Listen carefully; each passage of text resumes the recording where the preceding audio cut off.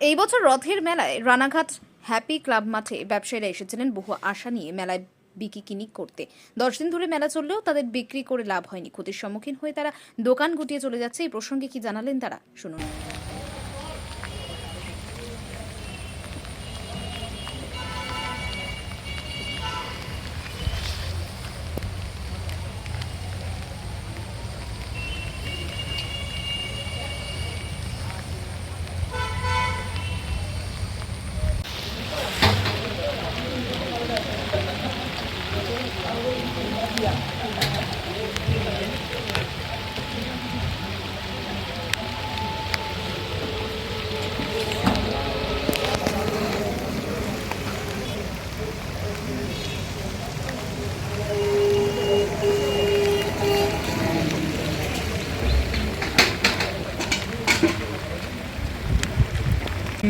রথের মেলায় অনেকেই আসে, কিন্তু এবছর কি হলো, কি জন্য মেলা? তো পুরো বৃষ্টির জন্যই বিঘ্নিত হয়েছে।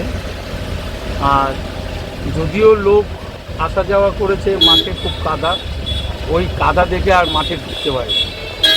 10 দিনে কি তারা লস করলো?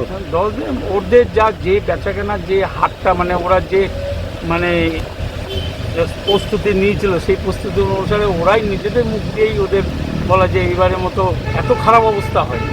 মানে আপনি তো এত বছর ধরে মেলা দেখছেন, এরকম খারাপ অবস্থা? এরকম খারাপ অবস্থা। কি নাম আপনার? আমার নাম ভোলানাথ।